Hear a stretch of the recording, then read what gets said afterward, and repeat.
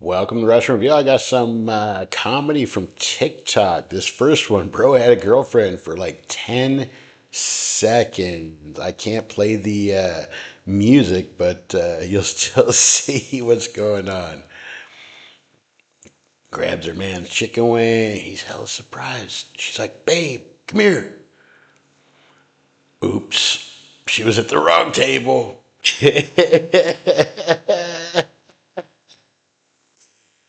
Oh my goodness.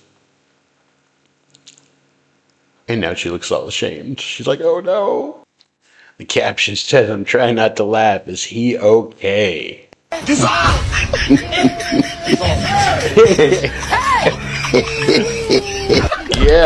it's one of those, don't look.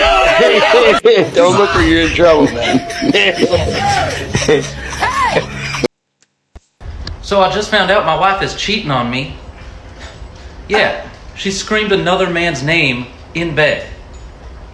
Who the fuck names their kid wrong hole? So I just found out my wife is cheating on me. Yeah, she screamed another man's name in bed. Who the fuck names their kid wrong hole? This creator is a dark humor person. I don't know if she takes it seriously or not. But if you have a sense of humor and you're okay with race jokes, yeah. What do black people and a bicycle have in common? I don't know. What is it? They work better with chains on them. What do... Oh my god!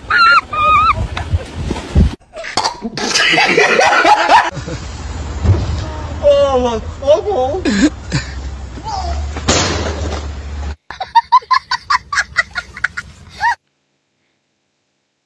No.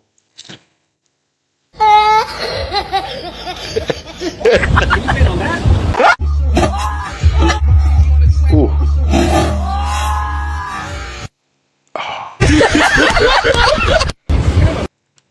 I grew up a weird kid, and my parents wanted me to be normal so bad.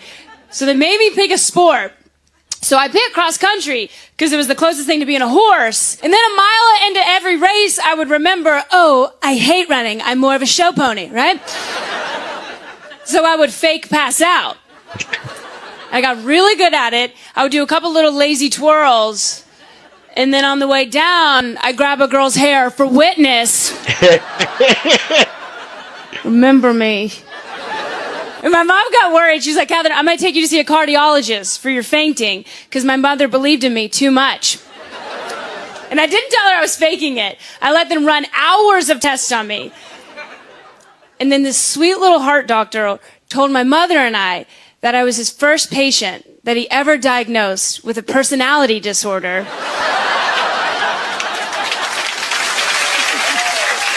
Here's the best part, though. He still gave me an inhaler. He was like, I don't know.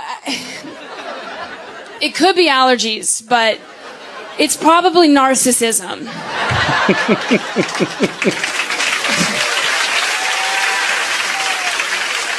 Now go ahead, take a little puff of this air milk every time you're having a hard time not being the center of attention. I grew up a latchkey kid. I think I was the last generation, though, before the government was like, this should be illegal. You know, we're losing a lot of good ones. Dude, when you were a latchkey kid, like, safety was not what they cared about. I grew up in Kentucky, and I remember one summer, I was home alone. I got a call, and it said private caller, but I answered it because I was desperate for friendship. And the voice on the other end, it's an old lady's voice. And she asked if my parents were home. But I immediately said, no, ma'am, because y'all know in the South, it's better to be polite than safe. And then the voice turned to a grown man's voice, and he was like, then why don't you come outside and pet my puppy? I know, but I wasn't an idiot kid. I was smart. So I was like, well, hold on. What kind of breed is it? And I think that threw him off. You know, he'd never been tested like that. He was like, I don't, what? It's a mutt. And I was like, oh, no, thank you, sir. We're purebred in my family. We're from the South. My parents are cousins. And I hung up. And I called my mom and I told her what happened. And I was like, Mom, what should we do? should we call the police? And she goes, no. She goes, just run to the neighbor's house. And I was like, I think that's where he is. And she was like, well, take Brody with you. I was like, oh, duh. So I took Brody, our blind elderly dog, with me to slow me down. I grew up a latchkey. Yeah. Latchkey kids were, I remember growing up and, it's like there was a new kid on the milk containers, and on billboards like every week. It was a little insane. I'm from the South. My parents are cousins. And that actually is true. I took one of those tests. I was like, Dad, why is mom's cousin on your side? And he was like, eat your meatloaf. This is true. I did find that out. I was upset when I found out. I should tell you that. And I wasn't mad that it happened. I do not blame my parents. They were very young when they met. It was puppy love, same litter. Dude, I didn't find out until I was 26 years old. I was like, yo, I could have used this when I was younger. Imagine the scholarships I could have gotten. I didn't know I was diverse, I just wish I would have known for this one situation. Like this, it was always like, remember when it was like elementary school and you go to your first day of class and the teacher would be like, okay guys, it's our first day, let's all get to know each other, right? And she'd be like, go around and tell us your name and tell us an interesting fact. And I didn't know I was special. I was like, I don't know, we got 2 gerbils, we can't find one, my dad has eczema. There was always those kids that couldn't wait to be called on. I remember one time this kid raised his hand. He was like, I'm bilingual. And we were in Kentucky, so we didn't know what that meant. But we knew he was a spy. I just wish I could have been like, oh yeah? Well, my cousin is me. I'm from the South. My parents are cousins. So my flight coming here was delayed by a half hour. Backed away from the gate on time. Just sat there for a half hour. Nothing you can do. You ever want to knock on the door up there? Why don't we all head where we're going? That's what we're all talking about back here. But you don't do that. You just sit there like a goober. After a half hour, the captain finally gets on. Oh, folks, let me tell you what's going on up here.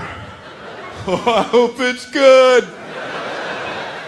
Has that ever followed anything even remotely good? Let me tell you what's going on up here. We found a big bag of money on board. And the tower has instructed us to divvy it amongst all you passengers. We apologize for the delay. The problem is each individual stack is getting so high they keep toppling over. And the rubber bands we've been using keep snapping on the sides of these bundles. Apologies from the flood. Wow. It's never that. It's never that. It's always, somebody put our engine in upside down. And there's only one tool in our galaxy that can fix this. And it's in Madagascar. The tower has instructed us to go to a holding area and remain there until everyone on board dies a natural death. They always listen to the tower. They never question the authority of the tower. Well, the tower's telling us to hold. Well, so what about that?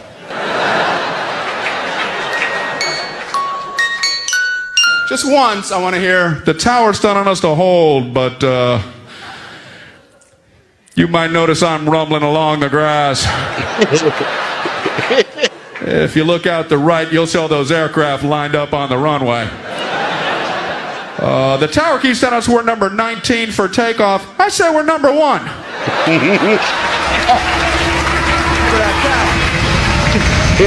What's the tower gonna do? Hey, you! You can't exhibit that type of behavior!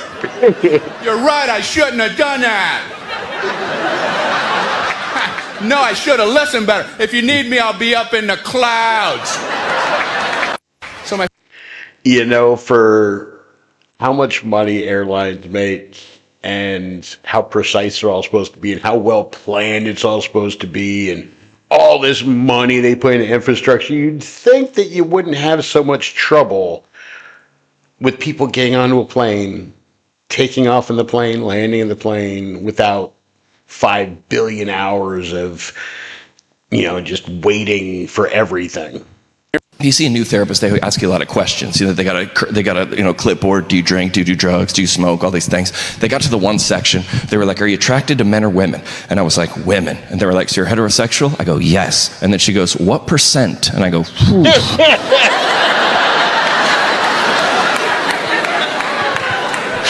I was not prepared for this question, dude. I thought it was an all or nothing. I didn't know. I panicked. I said 97%.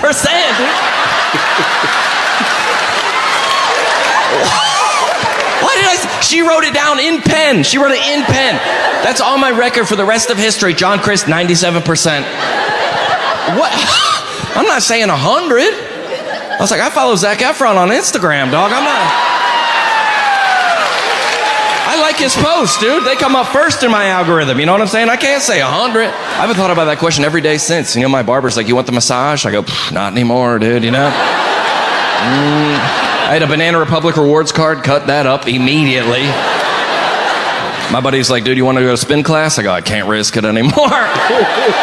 You see a new therapist, Oh my goodness. That is so funny. Thank you all for coming. Let me know which one was your favorite in the comments, and I will see y'all next time.